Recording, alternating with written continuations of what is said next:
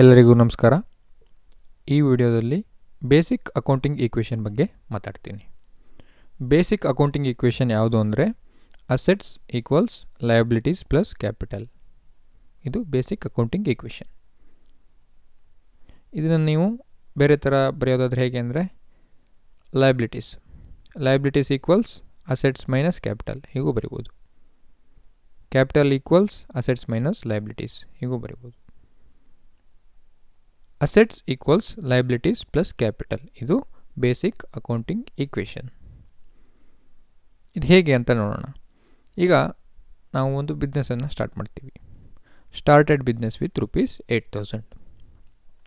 ಅದಕ್ಕೆ journal entry ಏನು? Cash account debit 8,000 to capital account 8,000 ಅಲ್ವಾ? Cash account debit 8,000. Debit what comes in. ಹಾಗೆ balance sheet ನೋಡಿ. Capital 8,000 liability ಸೈಡಲ್ಲಿ, assets cash 8,000 ನಮಗೆ ಬಂದಿದೆ ಅಲ್ವಾ? ಅದು ಈಗ assets equals liabilities plus capital ಆಗಿದೆಯಾ? ಅಸೆಟ್ಸ್ ಕ್ಯಾಶ್ ಇದೆ 8,000. ಲಯಬಿಲಿಟೀಸ್ ಬೇರೆ ಯಾವುದಿಲ್ಲ.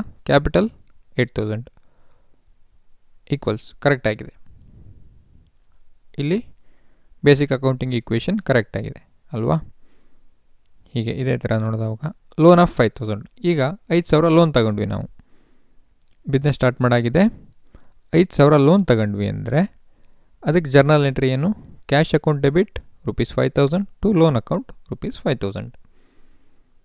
ಕ್ಯಾಶ್ 5,000 ಜಾಸ್ತಿ ಆಯಿತು, ಲೋನ್ ಅಕೌಂಟಲ್ಲಿ ಬ್ಯಾಲೆನ್ಸು 5,000 ಜಾಸ್ತಿ ಆಯಿತು. ಇಲ್ಲಿ ಕ್ಯಾಶ್ 5,000 ಜಾಸ್ತಿ ಆಗಿದೆ. 8,000 ಇತ್ತು, ನಾವು 8,000 ತೊಗೊಂಡು ಬಿಸ್ನೆಸ್ ಸ್ಟಾರ್ಟ್ ಮಾಡಿದ್ವಿ. ಅದಕ್ಕೆ ಮತ್ತೆ 5,000 ಲೋನ್ ತಗೊಂಡ್ವಿ ಅಂದರೆ 13,000 ಆಯಿತು ಅಸೆಟ್ ಸೈಡಲ್ಲಿ ಕ್ಯಾಶ್ ಬ್ಯಾಲೆನ್ಸು. ಲೋನು 5,000 ಇಲ್ಲಿ ಆ್ಯಡ್ ಆಯಿತು ಲಯಬಿಲಿಟಿ ಸೈಡಲ್ಲಿ. ಈಗ ಬೇಸಿಕ್ ಅಕೌಂಟಿಂಗ್ ಈಕ್ವೇಷನ್ ಏನು? Assets equals liabilities plus capital. Assets total 13,000, liability loan ಇದೆ 5,000 ಪ್ಲಸ್ ಕ್ಯಾಪಿಟಲ್ 8,000 ಪ್ಲಸ್ 5,000 13,000 ಕರೆಕ್ಟ್ ಆಗಿದೆಯಲ್ಲ? Asset equals liabilities plus capital ಆಗಿದೆ. ಹೀಗೆ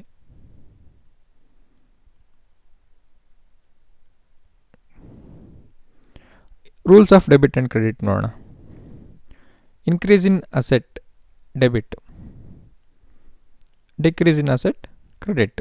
ಅದು ಹೇಗೆ ಅಂದರೆ ಇದರಲ್ಲೇ ನೋಡಿ, ಮೇಲ್ಗಡೆ ಎಕ್ಸಾಂಪಲಲ್ಲಿ ಕ್ಯಾಶ್ ಅಕೌಂಟ್ ಡೆಬಿಟ್ ಮಾಡಿದ್ವಿ.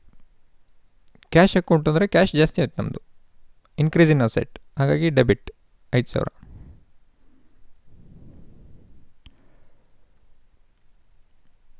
Increase in liability credit,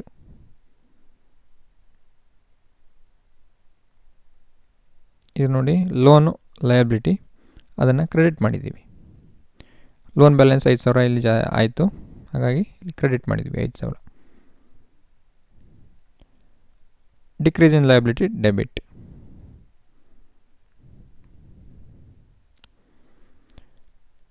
increase in income or gain credit.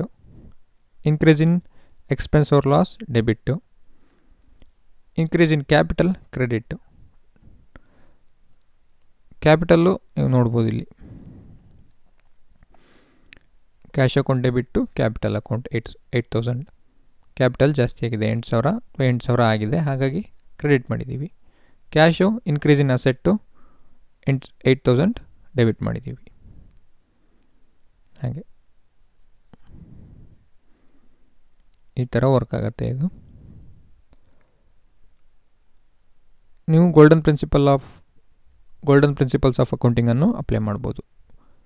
Real account debit what comes in, credit what goes out. Nominal account debit all expenses and losses, credit all incomes and gains. Personal account debit the receiver, credit the ಗಿವರ್. ಅದನ್ನು ಕೂಡ ನೀವು apply ಮಾಡಿದಾಗ ನಿಮಗೆ ಇದು ಚೆನ್ನಾಗಿ ಅರ್ಥ ಆಗುತ್ತೆ. ಅರ್ಥ ಆಗಿದೆ ಅಂತ ಅಂದ್ಕೋತೀನಿ. ಇನ್ನೂ ಏನಾದರೂ ಎಕ್ಸ್ಪ್ಲನೇಷನ್ ಬೇಕಿದ್ದರೆ ಕಮೆಂಟ್ ಸೆಕ್ಷನಲ್ಲಿ ಹಾಕಿ, ಇಲ್ಲ ನಾನು ವಾಟ್ಸಪ್ ನಂಬರ್ ಕೊಟ್ಟಿದ್ದೀನಿ, ಅದಕ್ಕೆ ಮೆಸೇಜ್ ಮಾಡಿ.